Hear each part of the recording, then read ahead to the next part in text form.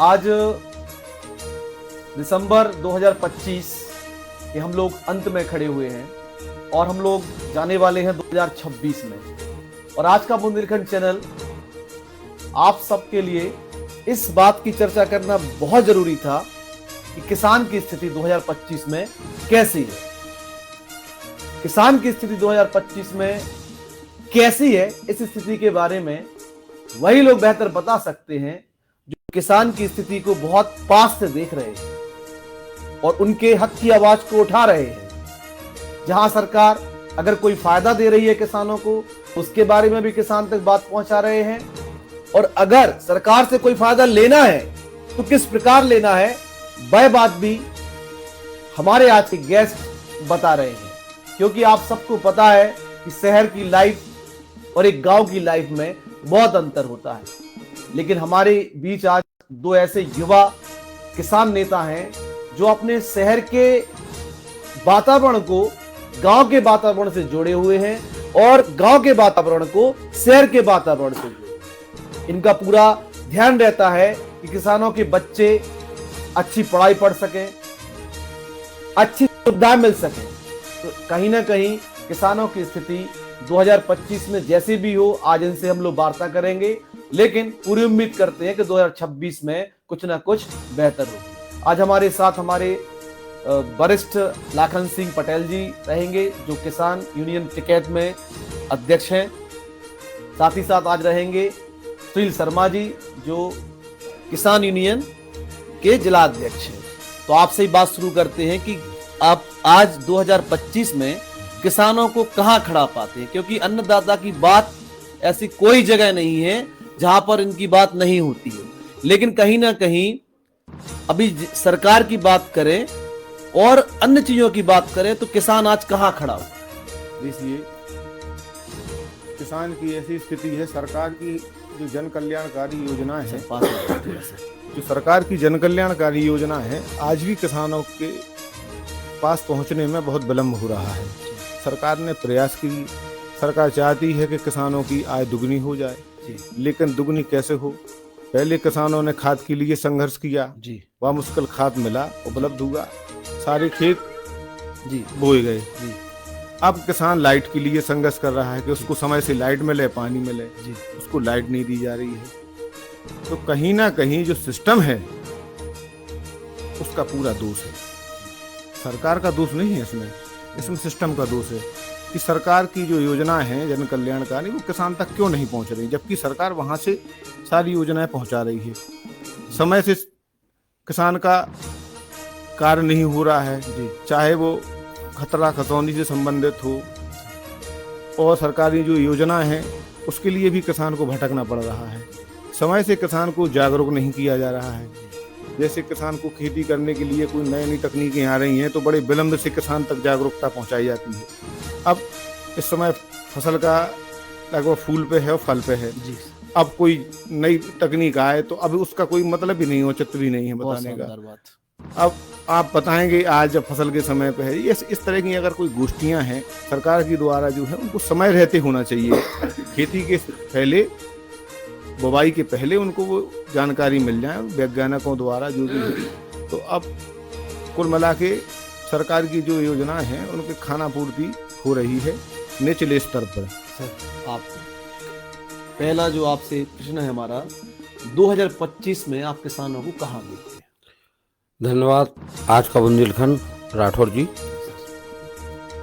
ऐसा है 2025 किसानों की जाने वाली साल है सबकी, लेकिन मैं विगत 2008-9 से किसानों के बीच में हूँ।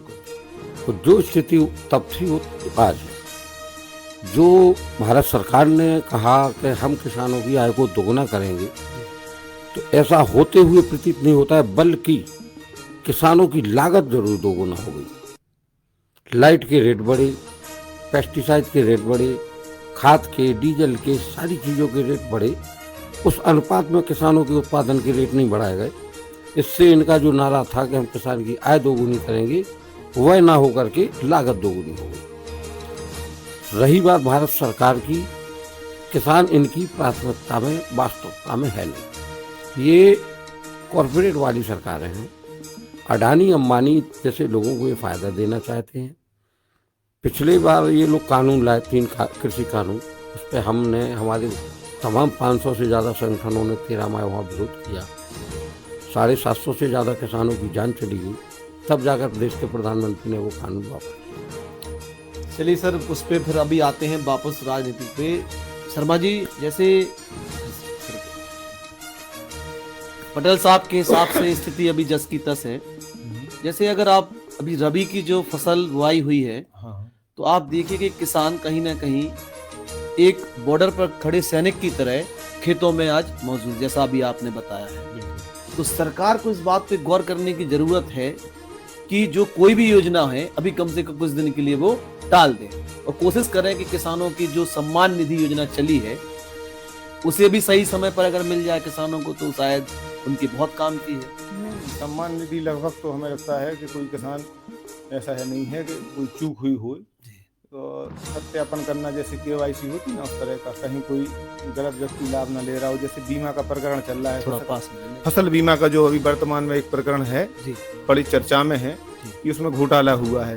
क्या होता है कि जो माफिया टाइप लोग होते हैं, माफिया कई भिन्न भिन्न श्रेणियां हैं उनकी, तो ये फसल बीमा में भी उनने अपनी सेंधमारी करने का कार्य किया है।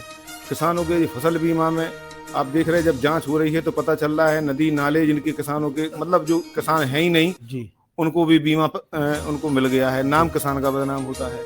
तो इस तरह से सही जो किसान है उसको वो वंचित रह जा रहा है। योजनाएं कोई गलत नहीं है, सरकार की योजनाएं बहुत अच्छी हैं, अच्छा कार्य कर रही हैं, बस किसान तक नहीं पहुंच रही हैं। इसलिए उसको कह सकते हैं कि आय दुगनी नहीं हो रही है। अध्यक्ष जी का भी कहना ठीक है, हम भी लंबे समय से हम लोग साथ ही रहे हैं, संघर्ष कार्य किया है। उनका नजरिया अपना दृष्टिकोण अलग है, वो कह रहे जो बात कह रहे हैं वो भी ठीक है और हम जो कह रहे हैं वो भी ठीक है।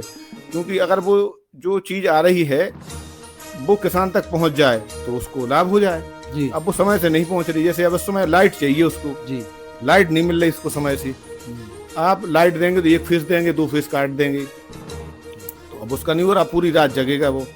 ठीक, वो स्वाद में जाएगा। अगर परिवार में उसके ज्यादा लोग नहीं है तो 1-2 लोगों को मजदूरी पे लेगा वो, ठीक है, तो उसकी मजदूरी बर्बाद चली जाएगी। तो जो पहली सबसे बड़ी समस्या सामने निकल कर आई है किसानों की, वह है विद्युत की। किसानों को विद्युत समय पर 2025 में नहीं मिल रहा। बिल्कुल पटेल साहब, जैसा कि आपने बताया कि 2014 से आज तक कुछ नहीं हुआ, लेकिन अभी एक बात आई, किसान सम्मान निधि। तो जहां तक हमने इसके बारे में भी पढ़ा है और सर्वे किया है, तो ये 2014 के पहले किसानों के खाते में नहीं आती। तो हमारे अनुसार किसानों के खातों में एक किसान सम्मान निधि सरकार ने एक नई बात लागू की है। अब आपका क्या हाल है? ठीक है धर्मेंद्र जी, जी सर। जो किसान सम्मान निधि के नाम पर किसानों के लिए साल के 6,000 रुपये दिए जाते हैं, 2-2 हजार की 3 किस्त। आप डाटा उठा लीजिए, पहली जो लिस्ट थी किसानों की, उसके बाद लगभग 21 या 22 किस्तें हो चुकी। एक किस्त के बाद किसानों का डाटा घटता जा रहा है। ये सरकार की लॉलीपॉप है। पहले रहे लगभग कितने लाख, ललितपुर जिले की बात कर रहा हूँ, ललितपुर जिले में लाखों में संख्या थी, अब हजारों में आ गई। और होना ये चाहिए कि जैसे हमारे 2 बेटे हैं या हमारे पिताजी के, हम 4 भाई थे, अब पिताजी को मिलती थी, अब वो जमीन आ गई हम 4 भाइयों के नाम, तो 3 किसान तो बड़ा ही जाना चाहिए। एक तो पिताजी थे, तो हम 4 भाई बढ़ेंगे, तो बड़े नहीं है किसान घट गए, हजारों में आ गए। ये किसानों को गुमराह करने वाली योजना है। 6,000 रुपये से किसानों का भला होने वाला नहीं है। किसान को चाहिए समय पर लाई, समय पर खाद, डीजल में सब्सिडी हो। देखो यह देश का अन्नदाता है। बिल्कुल 150 करोड़ की इस आबादी। बात को हमने पहले ही कहा कि बॉर्डर पर जवान और खेत में किसान, हम लोग किसान को उतना ही आज के समय में जरूरी मानते हैं जितना कि बॉर्डर पर खड़ा हुआ एक जवान। तो ये तो बात बिल्कुल सही है। सत्य। अब इसमें होना क्या चाहिए, सरकार को अभी जैसे विदेशों में, ऑस्ट्रेलिया जैसे और कई देशों में, वहाँ पे सरकारें बहुत सब्सिडी दे रही, क्योंकि वहाँ कोई खेती करना नहीं चाहता है, खेती घाटे का सौदा हो गया, खाना सबको है। अडानी अंबानी की फैक्ट्री का लोहा पीतल खा के तो जिंदा नहीं रहेगा, अडानी खुद खाते हैं। सरकार को यह करना चाहिए कि किसानों के लिए प्रोत्साहन दे, वरना किसान खेती से भाग रहा है। चलिए इस बात का आंसर मैं आपको देता हूँ, क्योंकि मैं यहाँ सरकार की तरफ से नहीं हूँ, लेकिन जो चूंकि आपने मुझे एक बात बताई कि डाटा क्यों घट रहा है। हाँ। अभी 5 दिन की पुरानी घटना है, तो मेरे पास एक फोन आता है कि आपका जो किसान का जो कहते हैं ना सम्मान निधि आती है, आपकी सम्मान निधि आनी है जी। तो मैंने उनसे कहा भाई मुझे कहाँ आना है, तो उन्होंने बोला कि आपको सिलगन में आना है। तो मैंने कहा यार सिलगन में जो मेरी पास जमीन थी वो तो मैंने बेच दी है 2 साल पहले। देखो आप इसको अदरवाइज मत लीजिएगा, जो अभी जो सत्य बात मेरे साथ घटित हुई है। तो मैंने उन्हें बोला कि भाई मेरी जमीन तो बिक गई है, फिर मुझे क्यों बुलाया जा रहा है। तो उन्हें बोला कि नहीं यहाँ आपका भी नाम है, आप समझना। तो फिर मैंने उनसे बोला कि भाई मेरा नाम काट दिया जाए, अब मैं वहां का किसान नहीं। तो इस बात को मैं आपको बताना चाहता हूँ कि किसान जो कम हुए हैं, शायद हो सकता है कि जैसे इस वजह से हुए हैं मेरे अनुसार। मैं देखिए आपकी बात को मैं डिने नहीं कर रहा हूँ, लेकिन मुझे ऐसा लगा कि जो मेरे साथ अभी रिसेंट में घटना घटी है, मान लीजिए 100 किसान है और जिसमें से 50 किसान ने अपनी जमीन बेच दी और वो शहर में जाके बस गए, तो कहीं ना कहीं धर्मेंद्र तो मुझे ऐसा लगा। धर्मेंद्र सर आपकी बात को हम भी डिनाई नहीं कर रहे। जी। आपके पास जो जमीन थी क्या पूरी बेच दी?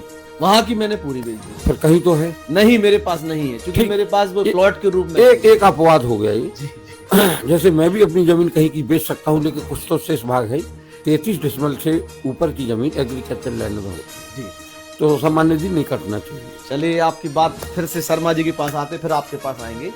शर्मा जी, जैसे कि सम्मान निधि पटेल साहब ने बताया है कि काफी कम है, और वास्तव में अगर देखा जाए तो साल भर में ये जो 6,000 रुपए मिल रहे हैं, आज आप अगर एक मोबाइल को रिचार्ज करने भी जाते हैं तो साल भर का रिचार्ज ही 6,000 रुपए का हो जाता है। तो कहीं ना कहीं इसमें हम लोग चाहेंगे आज का बुंदेलखंड चैनल के माध्यम से, चूंकि आप लोग किसानों की आवाज उठाते हैं, कि इस कम से कम इस योजना को कम से कम 60,000 रुपए तक जरूर पहुंचाया जाए। हम आपको बताएं क्या है कि सरकार ने शुरुआत की है, कुछ तो है। सरकार क्या है कि शुरुआत में करती है कि उसको ये भी देखना है कि आर्थिक दबाव ना हो, अन्य काम भी सरकार के होते हैं। जैसे खेत पे किसान और सीमा पर जवान, दोनों का ही किसान के, जवान भी आपको किसान का ही बच्चा मिलेगा। सरकार ने योजना की तो हमें लगता है कि शुरुआत की है तो अच्छी बात है, अब वो धीरे धीरे बढ़ाना चाहिए उन्हें। हम भी चाहते हैं कि बढ़ाएं, और हमारी ये मांग है कि किसान को जो 2,000 करके साल में 3 बार दिए जाते हैं, 6,000 ये है, तो हम कहते हैं कि 2,000 करके प्रत्येक माह उनको दिए जाएं, हर महीने 2,000। सर मैंने इसलिए कहा बात कि अभी मैं एक न्यूज पढ़ रहा था, तो उसमें लिखा था कि विधायकों को मिलेगा 8,000 रुपए महीने टेलीफोन वार्ता। तो थोड़ा मेरा दिमाग रुका, फिर से मैंने 2 बार पढ़ा उसको कि भाई ये जो 8,000 रुपया विधायकों को केवल टेलीफोनिक वार्ता के लिए दे रहे हैं, और किसानों को आप दे रहे हैं साल के 6,000 रुपए, तो कहीं ना कहीं ये बात हम लोगों को समझ में नहीं आई। इसलिए क्या है कि एक नहीं, किसान का अकेले सम्मान निधि से भी काम नहीं चलने वाला। ठीक है, किसान को सब्सिडी बीज पे भी चाहिए, खाद पर भी चाहिए। ठीक है, अगर आपको खेती करवानी है तो उसको हर उसके कार्य क्षेत्र में आपको देनी पड़ेगी सब्सिडी, क्योंकि खेती में कोई ज़्यादा फायदे का सौदा खेती है नहीं। खेती में जो व्यक्ति करता है उसका पूरा परिवार उसमें रहता है, खेती करता है। जो अच्छा उसका अन्न उत्पादन होता है वो तो वो मंडी में जाके बेच देता है, और जो खराब बचता है, जिसके रेट अच्छे नहीं मिल रहे, वो खुद खाने के लिए रखता है घर में। सोचिए जो अन्नदाता है, कितनी दुख की बात है, कितनी दुख की बात है। ये बात तो आज पता चल रही है, विश्वास माने, चूंकि हम लोग इस फील्ड से जुड़े थे लेकिन इस स्तर तक नहीं जुड़े थे जो आपने आज ये बात बताई। 100% सत्य है। बहुत अपने बच्चों को वो कैसे पढ़ा रहा है कि सरकार की जो प्राइवेट स्कूल, सरकारी स्कूल हैं, उनसे बड़ी राहत है उन्हें। पहले ड्रेस वितरण करते थे, तो जब माफियाओं की बातें आई तो उन्होंने उसमें घोटाले किए, तो वो उनके खाते में भेजने लगे। अब वो उनको पहना नहीं पा रहे या नहीं पहन पा, कोई कारण है क्या है कि उनके अन्न खर्चे हैं, बहुत स्थिति खराब है किसान की। ठीक है, अब उसको खाद बीज का इंतजाम करना है, जैसे कोई उपज हुई अभी, अब उसको अगली फसल का इंतजाम करना है। जैसे खरीफ हुई, खरीफ के सीजन में उड़द मूंगफली वगैरह जो कुछ बची, पहले तो एक तो मौसम की मार से कुछ इधर उधर नुकसान होगा, जो बचा उसने अब सरकार ने MSP पे लागू की सरकारी खरीद अब हो रही। कब? जब रबी की फसल में फूल आ गए हैं। ठीक है, अब उसके पास आप बताइए कहीं होगा किसी किसान के पास अब उसको कोई नौकरी तो है नहीं उसकी बात नहीं, की तनख्वाह आ रही है। नहीं, नहीं। उसने जो खरीफ में जो उत्पादन हुआ उसको बेच के मंडी में उसने खाद बीज का इंतजाम किया, फसल बो दी है, फसल आज फल फूल पे है। अब आज आपके कांटे शुरू हो रहे हैं। तो भैया ऐसे जाने कौन से किसान हैं जिनकी खरीद हो रही है इतने अच्छी। अगर ऐसे धन्ना स्टेट किसान हमारे हो जाएं सारे किसान, तो बड़ी देश की गरीबी दूर हो जाए। आप समझिए इस बात को कि शर्मा जी दोनों बात आपके सामने रख रहे हैं। यहाँ ये सरकार की तारीफ भी कर रहे हैं और सरकार की आलोचना भी कर रहे हैं। तो शर्मा जी इस बात को बहुत बेहतर तरीके से उठा रहे हैं कि जहाँ सरकार गलत है उनको चेता भी रहे हैं और जहाँ सही है वह तारीफ भी कर रहे हैं। होना भी चाहिए, क्योंकि अन्नदाता जो भी बात सुनने को मिली, ऐसे घटिया अनाज को घर पर रखता है जो बाजार में बेचने लायक नहीं है और उसे वो खुद यूज करता है। मतलब आपके और हमारे लिए किसान, अन्नदाता सबसे उच्च श्रेणी का अनाज बाजार में पहुंचा रहा है, उसे उसके बदले में क्या मिल रहा है। कई बार कैसे कैसे वीडियो वायरल होते हैं कि किसान मंडी में फसल बेचने गया और उसकी फसल बह गई, पानी अगर आ गया गलती से। कई बार क्या होता है कि उसकी जो तौल है वो कम कर दी गई। मतलब ये ऐसी बात है जो सोचकर भी बहुत बड़ी बात होती है कि भाई किसान के लिए जो उसका अनाज है सोने से कम नहीं है। तो आप क्या सुनार के पास जाएंगे और सोना लेके आएंगे तो आप 1 ग्राम भी होगा ना तो आप पूरा उसकी दुकान सर पे उठा लेंगे। और किसान के तो कुंटलों कम हो जाते हैं, आपको हमें फर्क नहीं पड़ता, हमें लगता है भाई कोई फर्जी बात होगी।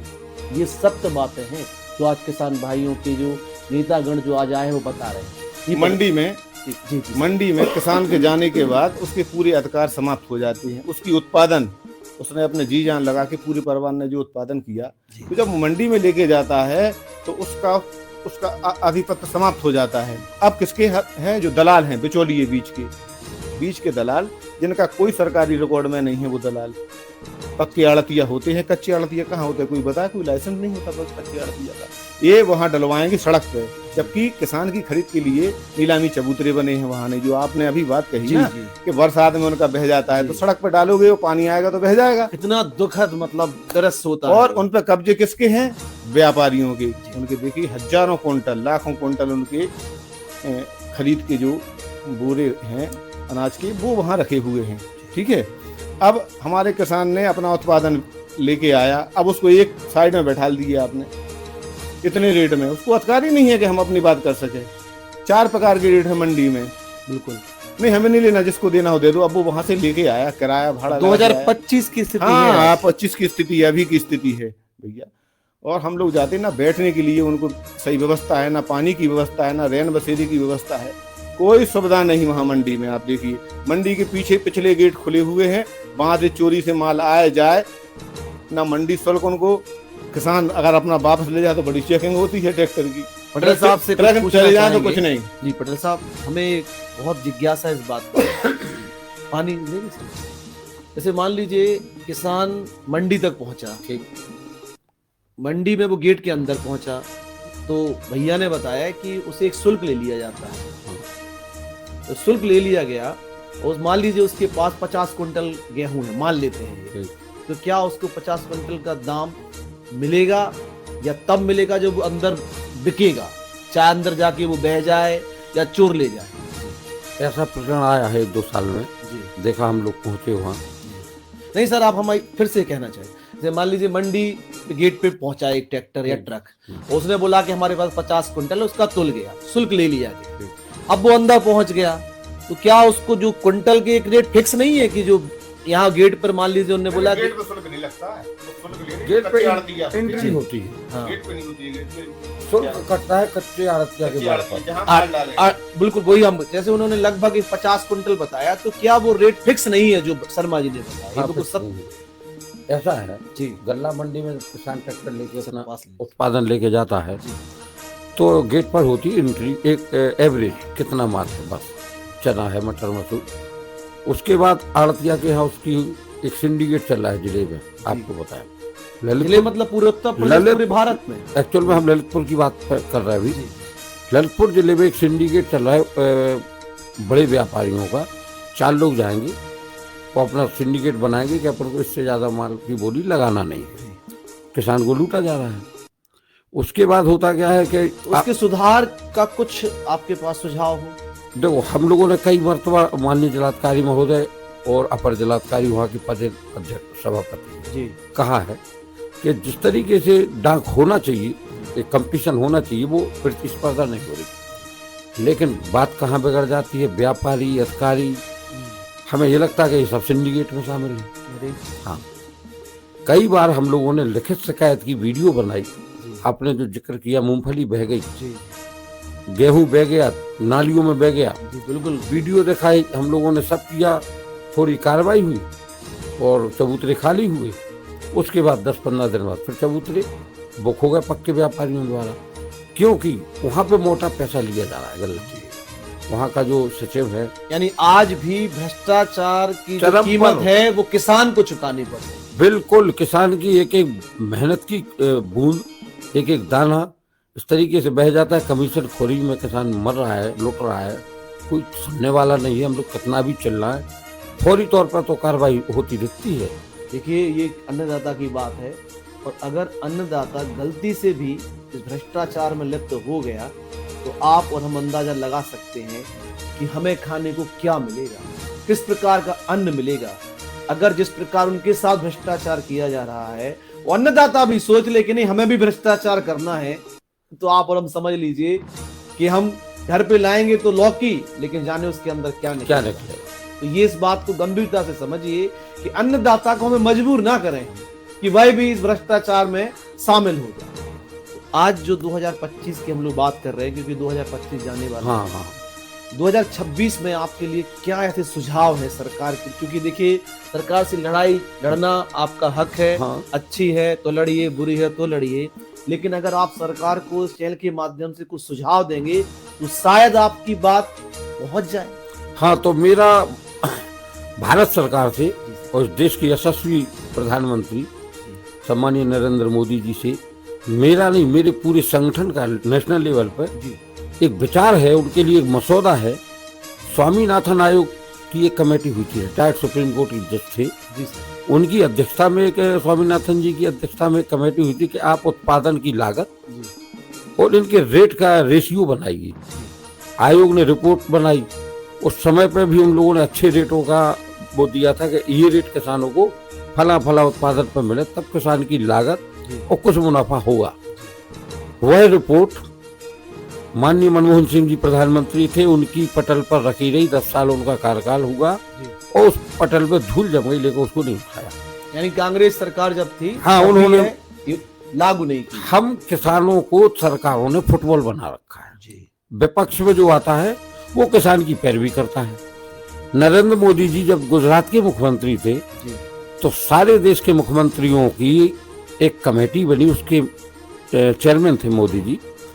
तो सारे लोग, मुख्यमंत्री लोग गए थे प्रधानमंत्री जी के पास कि यह किसानों के लिए एमएसपी पर, यानी उस समय मनमोहन सिंह जी प्रधानमंत्री थे और नरेंद्र मोदी जी मुख्यमंत्री। मुख्यमंत्रियों की एक कमेटी ध्यान बनी, से आप सब लोग सुनिए इस किस्सा मुख्यमंत्री को। सारे देश के मुख्यमंत्रियों की जी सर, एक कमेटी बन करके, उसके चेयरमैन थे वर्तमान के मोदी जी, प्रधानमंत्री जी।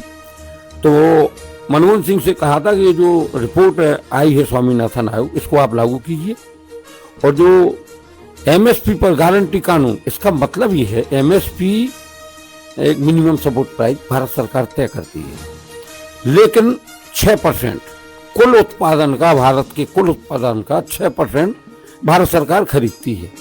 किस लिए? ये फूड्स वगैरह, ये राशन के माध्यम से बंटने के लिए, और कुछ रखा जाता है वैकल्पिक व्यवस्था के लिए, कोई आपातकाल स्थिति हो। फिर 94% जो हमारा उत्पादन है वो एमएसपी के बहुत नीचे बिकता है, जो बड़ी दुर्भाग्य की बात है कि भारत सरकार, उनके अर्थशास्त्री तय करते हैं और उनके तय किए हुए रेट को गल्ला मंडी के व्यापारी धता बताते हैं, ठेंगा दिखाते हैं। तो यह तो सरकार का फेलियर है। सरकार की तय की हुई चीज को कैसे व्यापारी ऐसे झुटला देगा? ये फेलियर भारत सरकार का है। तो मैं टॉपिक पे आऊं, प्रधानमंत्री जी ने उस फाइल को नहीं छुआ, मोदी जी ने बड़ी सिफारिश की, बड़ी लड़ाई लड़ी।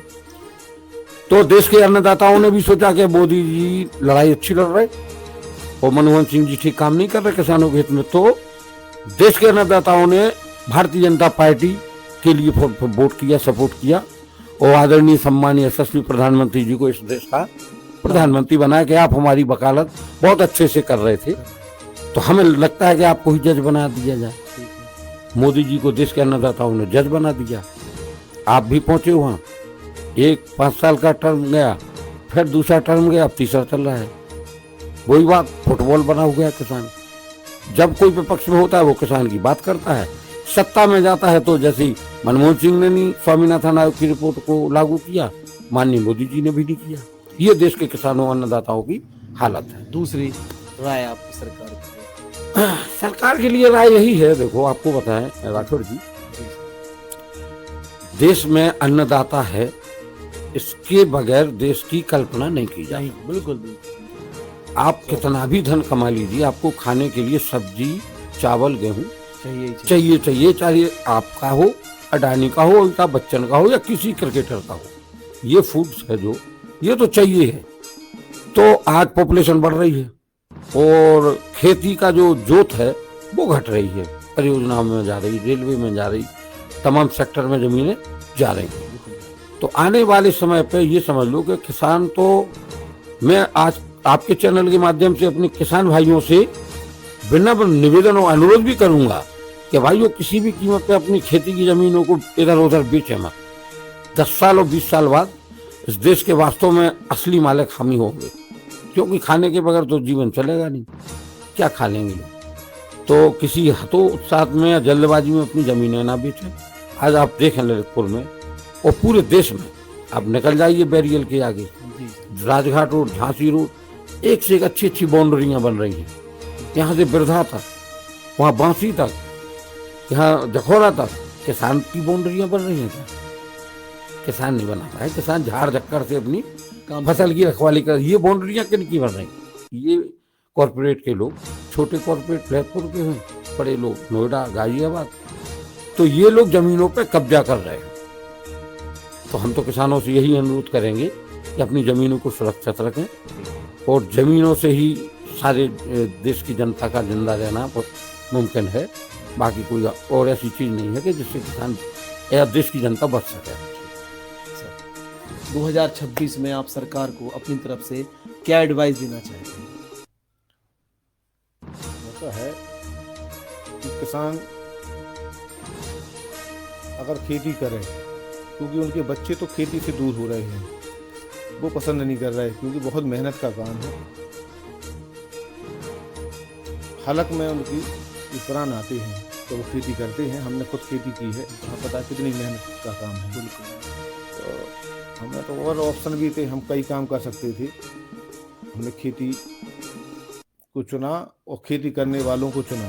जी, ये इनकी बहुत दयनीय स्थिति है, हम इनकी लड़ाई लड़ेंगे और हम इनकी बहुत साथ ही में हम लोग लगभग 2008 से ही हम किसानों के लिए लड़ाई लड़ रहे हैं। कॉरपोरेट घरानों से लड़ रहे हैं, सरकारों से लड़ रहे हैं। सरकारें योजनाएं बना रही हैं, वह यही है कि योजनाएं तो सरकार अच्छी बना रही है, लेकिन बस किसान तक पहुंच जाए तो कोई समस्या नहीं है। जो किसान की आय दुगनी करने की बात हो रही है, उसके लिए योजनाएं भी बनाई जा रही हैं। देखो, मैं फिर भी कहूँगा, कोई गलत बात क्यों करूँ? सरकार अगर योजनाएं बना रही है तो हम वो भी कहेंगे कि योजनाएं बना रही है सरकार, लेकिन पहुँच क्यों नहीं रही हैं? इनका LIU तंत्र या तो विपक्ष के लिए काम कर रहा है, जो सूचना तंत्र है, सरकार को जो सूचना उपलब्ध कराता है वो सही सूचना नहीं करा रहा है, मनगढ़ंत है। जो प्रशासन को सूचना उपलब्ध कराता है वो सूचना तंत्र गड़बड़ है, वो सही सूचना नहीं पहुंचा रहा है। जो जमीनी हकीकत है वो बात क्यों नहीं पहुंच रही? क्योंकि इतना बड़ा देश है, सरकार तक सही बात क्यों नहीं पहुंच रही? तो कहीं ना कहीं सूचना तंत्र फेल है इनका, वास्तविकता सरकार तक क्यों नहीं पहुंच रही? जो दुर्दशा किसान की है, जमीनी स्तर पर दुर्दशा है, कितनी मारामारी खाद के लिए हुई। तो अब ऐसी स्थिति में आप कैसे कहेंगे कि किसान की स्थिति ठीक हो जाए? योजनाएं ऊपर से अच्छी आ रही, देखो इसमें कोई दो राय नहीं है। या उनको पता है ऊपर वालों को, या उनकी सहमति से नीचे हो रहा है। देखो, दोनों बातें हैं। या उनकी सहमति से ये सब सिंडिकेट चल रहा है काम, उनकी जो सूचना तंत्र है वो यहाँ बात को दबाए है, या वो खिलाफ में है, जो बात सही वहाँ पहुँचा नहीं रहा है। दोनों ही बातें हैं। अब अंदर की बात है, हम तो एक आम किसान नेता हैं, तो हम क्या समझे अंदर की बात? हम ज़्यादा जाते भी नहीं। जब किसानों की समस्या आती है, सामूहिक रूप से उनकी लड़ाई लड़ते हैं, उनके लिए मांग करते हैं, उनके अधिकार की बात करते हैं, कोई भीख नहीं मांगते हैं। आप हम अपना है, हम अपना उत्पादन है, अपने उत्पादन का हम मूल्य मांगते हैं, सही तरीके से हमारा बेचा जाए। मंडी में हम लुट रहे, हम खाद में लुट रहे, मतलब जी समझ लीजिए 2 से 500 रुपया तक महंगी खाद खरीदी। ठीक, जब हम अपना अन्न बेचने जाएंगे तो वहाँ कच्चा आड़तिया नाम का एक व्यक्ति होता है, बीच का दलाल बिचौलिया, उसको हम दलाली देंगे, नीचे हमारा अन्न डाला जाएगा, फिर जो पल्लेदार होंगे वो पल्लेदार की पल्लेदारी देंगे। हम क्यों दें पल्लेदारी? आप हम अन्न अपना बेचें, हम वो भी दें, हम आड़त भी दें, कटवाएं, और हम किराया भाड़ा तो लगा के आते ही हैं, सड़क पर डालें, फेंचे 2-5 किलो वो नीचे चला जाता है, झराई में जाता है, वो झराई का भी जाता है। तो ये किस तरह से लूट रहे हैं आप? एक अन्न के दाने की कीमत है, अब हम हर जगह लूट रहे हैं, तो हम कैसे, हमारी किसान की आय दुगनी होगी? सरकार से यही है कि जो बिचौलिए खत्म किए जाएं, बीच के बिचौलिए, ठीक है, समय से लाइट उपलब्ध कराई जाए जी, या जो सोलर योजना चल रही है उनकी सोलर पंप वाली वो योजना इस तरह से दी जाए कि किसान ले सके। हमारा आम किसान, गरीब किसान नहीं ले पा रहा है, वो आज भी महंगी पड़ रही है, उसमें सब्सिडी बढ़ाई जाए। हम कहते हैं कि 100% में दी जाए। अगर उनको अगर इस तरह से अगर बढ़ावा देना है तो किसान को 100% सब्सिडी पे दें सोलर पंप। जो सब्सिडी में जो जमा करना पड़ता है वो किसान नहीं कर पा रहा है। अच्छा, अब जो तार फेंसिंग की योजना चल रही है उसमें क्लस्टर बनाया जा रहा है, कई किसानों का आपस में किसानों की नहीं बन पाती है सहमति, कुछ सीधे किसान होते हैं, तो प्रत्येक किसान को तो उसको लगा लो, लगा नहीं लगाए, क्लस्टर बंद कर दें लगाना, और समय से बीज उपलब्ध कराएं। जो सरकारी बीज आता है वो भी इसी तरह जब बुवाई हो जाती है, तो अभी आपने देख पढ़ा होगा अखबारों में कि बीज वितरण हुआ, हमारे खेत में मटर में फूल हैं, फल आ रहे हैं और आप बीज वितरण कर रहे हैं, बहुत शानदार, ठीक है। और सुनिए, घटिया क्वालिटी का बीज आएगा, कौन सा सिंडिकेट काम करता है, किस व्यापारी को बीज, किस कंपनी को आप दे रहे हैं, वो बीज देगा इतना घटिया क्वालिटी का, वो बीज जमता भी नहीं है। अगर आप ले भी जाओ तो समय के बाद भी अगर वो तो एक तो बेहतर नहीं होना है, वो भी गड़बड़ है काम। तो सारी जो है, जो समय निकलने के बाद उसको सही समय पर लाभ ही नहीं मिल रहा है किसान को। हम तो ये सरकार से यही है हमारा सुझाव कि जितनी भी आपकी जन कल्याणकारी योजनाएं हैं वो किसान को समय से पहले मिल जाएं, तब उसका वो उपयोग कर सके। उच्च गुणवत्ता का उन्हें बीज अगर आप दे रहे हैं तो उच्च गुणवत्ता का दिया जाए। अगर बीज गड़बड़ है तो उस देने वाली फर्म को ब्लैक लिस्टेड किया जाए, उसकी पूरी संपत्ति कुर्क की जाए, जब्त करने का कार्यक्रम किया जाए, तब ये लोग सुधरेंगे। और सबसे बड़ी बात भ्रष्टाचार की चोट और है, लेखपाल से लेके और मध्यम स्तर के अधिकारी कर्मचारी इतनी लूट मचाए हैं, किसान का एक खतरा 500 रुपए का पड़ता है, कैसे देगा बताओ? बहुत बुरी स्थिति है। हम तो ये कहते हैं कि अब हमें आवश्यकता नहीं है, ठीक है, हम ऐसी स्थिति में आ गए कि उतना अन्न पैदा करेंगे। हम किसान भाइयों से भी हम अपना आपके चैनल के माध्यम से निवेदन करते हैं कि इस तरह से आप फसल उत्पादन करिए, सिर्फ 2 वर्ष, ज्यादा समय नहीं लेंगे आपसे, 2 वर्ष, जितना हमें खाने की आवश्यकता है उन वस्तुओं का करिए। जो कपड़े हैं उन्हीं से गुजारा करो, ठीक। जो अन्न हमें खाने के लिए चाहिए उतना अन्न पैदा करो, बेचना नहीं है। एक इतना बड़ा आंदोलन पूरे देश में हम चाहते हैं कि जब मंडियों में ताले लग जाएं, सूनर हो जाएं, उनको देखे कि कोई किसान बेचने वाला नहीं है, हम लोग रोटी खाएंगे लेकिन अन्न नहीं बेचेंगे। हम अपना उतना ही उत्पादन करेंगे जितनी हमारे परिवार को आवश्यकता है, ठीक है, बकाया हम रखेंगे, ठीक है। हम लोग सब एक साथ होके, किसान की समस्याएं आती हैं, शादी बच्चियों की करनी होती, वो समस्याएं आती हैं, हम सारे किसान भाई एक हैं और हम लोग मिलजुल के चंदा करके किसानों की बच्चियों का विवाह संपन्न कराएंगे, लेकिन इन माफियाओं को एक अन्न का दाना लूटने नहीं देंगे। अगर हमारा किसान भाई संगठित हो जाता है जिस दिन, उस दिन हम सरकारों को भी बता देंगे और इन खाद माफियाओं को भी बता देंगे, और ये कहना जो किसानों को उत्पीड़न कर रहे उन सभी प्रकार के उन लोगों को बताएंगे। सरकार को अगर भ्रष्टाचार समाप्त करना है तो ये नोट बंद कर देना। अब क्या आवश्यकता है, आप डिजिटल इंडिया है, हर काम हो रहा है। गांव में आप धनिया लीजिए 5 रुपए का, आप फोन पे कर रहे हैं, गूगल पे कर रहे हैं। अच्छा, व्यवस्थाएं आपकी अच्छी हो गई हैं, तो अब थोड़ा बहुत मान के चलो 2-5% है जो निरक्षर है, बिल्कुल नहीं जानती, उनके लिए 50 का नोट बहुत है, 10, 20, 50 फुट करके आप तो इतना आप चलन में रखिए, बकाया ऊपर के बंद कर दीजिए, रिश्वत समाप्त हो जाएगी, और जो लूट मचाए हुए हैं इनकी लूट इसीलिए बंद होगी जब ये रिश्वत नोट बंद हो गए चलन से। और कुछ सर आप कुछ कहना चाहेंगे? क्योंकि देखिए आज शो आप लोगों का है, जब तक आप लोग इजाजत नहीं देंगे शो खत्म नहीं। चलिए, सो तो किसानों की समस्या इतनी है। हम ये जो माननीय प्रधानमंत्री द्वारा प्रदान जो सम्मान निधि योजना है, तो स्कूलों में मिड डे मील, इन दोनों चीज़ों को वैसे बंद कर दिया जाए। यह भीख की श्रेणी में आता है। 2026 में आपकी एडवाइस? मेरी ये है भारत सरकार से मांग, स्कूलों का मिड डे मील, क्योंकि वहाँ बच्चे सिर्फ जाते हैं ये खाने के लिए, उनको स्वावलंबी बनना चाहिए। भीख की परंपरा डल रही हो। किसानों को भी आप 2000 रुपये दे रहे महीने के और साल के 6, ऐसे बच्चों को इस परंपरा से मुक्ति होना चाहिए।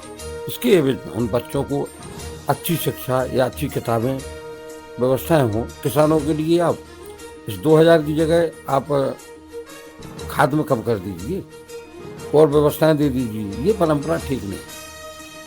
2026 के लिए मैं कह रहा हूँ, और माननीय प्रधानमंत्री जी से भी मेरे आपके चैनल के माध्यम से रहेगा कि जो स्वामीनाथन आयोग की सिफारिशें हैं उनको अगर लागू कर दिया जाए तो फिर ना तो हमें आपकी 2000 की सम्मान निधि चाहिए, ना किसी चीज़ पर हमें सब्सिडी चाहिए, ना कृषि यंत्रों पे, ना सोलर पे, कहीं हमें आवश्यकता ही नहीं पड़ेगी। हमें इतने अच्छे रेट मिल जाएंगे। तो हमें स्वामीनाथन आयोग की सिफारिशों के आधार पर उत्पादन के रेट अगर सरकार दे दे तो सारी हम और उल्टा किसान मदद करेंगे सरकार की राजस्व में, अच्छे रेट मिलेंगे हमें। वो अगर हो जाए तो 2026 के लिए माननीय प्रधानमंत्री स्वामीनाथन की रिपोर्ट लागू आप कर दी जाए। की रिपोर्ट से सहमत है सर? हाँ बिल्कुल। और क्या, स्वामीनाथन की रिपोर्ट बहुत अच्छी है, किसानों के लिए हितकारी है। इसके लिए हम लोगों के संगठनों ने बहुत लंबी लड़ाई लड़ी है और हम लोग हमेशा लड़ते चले आ रहे हैं। स्वामीनाथन की रिपोर्ट में तो सब ठीक हो जाएगा अगर वो लागू होती है तो किसानों को और किसी सब्सिडी की आवश्यकता, ये बात सही है कि नहीं है। अब जो सरकार की जो वर्तमान की जल योजनाएं चल रही हैं, जो सब्सिडी दे रहे हैं, तो हमने उन पर चर्चा की कि उनमें सुधार हो। बकाया स्वामीनाथन के लिए तो बहुत लंबी समय से लड़ाई चल रही है, उसको सरकार मान कहाँ रही है। तो जो चल रही थी हम तो इस पर कर रहे थे, कम से कम इसी में सुधार हो जाए। अगर स्वामीनाथन मानने की रिपोर्ट मानने में ये लोग हैं सक्षम नहीं है, क्योंकि चर्चाएं जब विपक्ष में थे तो इन लोगों ने भी चर्चा की, स्वामीनाथन की रिपोर्ट जो थी उसके बारे में लोग कहते हैं। वो तो हमेशा से ही ऐसा ही रहा है, जो सरकार में होंगे वो किसानों की बात भूल जाते हैं। विपक्ष की में किसानों की पीड़ा सबको नजर आती है जो विपक्ष में रहती है। ये बात 2025 में आप सरकार को 10 में से किसानों के हित में कितने नंबर देते हैं? देखिए, सरकार निचले स्तर पर फेल है, हम 10 में से एक भी नंबर नहीं देंगे। सरकार निचले स्तर पर पूरी तरह से फेल है। बिल्कुल, शर्मा जी के कथन से मैं भी सहमत हूँ। इसलिए देखिए आप, सन 76 में 1976 में 0 नंबर। हाँ बिल्कुल सहमत हम। सन 1976 में भारत सरकार MSP का कानून लेके आई।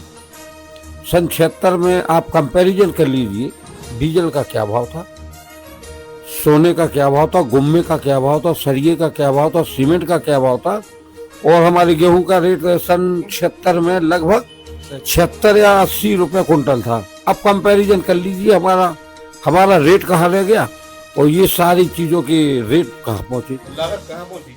तो ऐसा तो नहीं कि लोग अब सोना खाना चाहते हैं, अब तो ऐसा लग रहा है सोना देखो जिस हिसाब से लोग किसानों को गंभीरता से नहीं ले हम बता रहे, सोना किसानों की तो पहुंच से बहुत दूर। नहीं, लोग जैसे लोग ये जो रेट अन्नदाता के जो रेट, मतलब कहा जाए कि गेहूं के रेट तो वही है, हाँ, और सोने के रेट पहुंच गए कहाँ, तो ऐसा नहीं लोग अब सोना खाना। देखिए, सोने का रेट विगत 1 साल में बहुत ज्यादा छलांग मिल रहा है। सोना और चांदी, इसका सीधा फंडा है कि अब बड़े बड़े धनाढ़ माफिया या ये ब्लैकमेलर, ये सारा रुपया, सारी जायदाद सोने में और चांदी में खपा रहे हैं।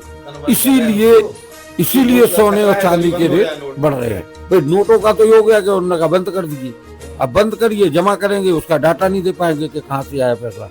इसलिए सोना चांदी का रेट बढ़ने का मुख्य कारण है यही बड़े बड़े धनाढ़ लोग सोने को अपने बेड के नीचे, अपने कमरों के फर्श के नीचे सेट कर रहे हैं। 10 में से आप लोगों ने सरकार को 2025 में 0 नंबर दिया है।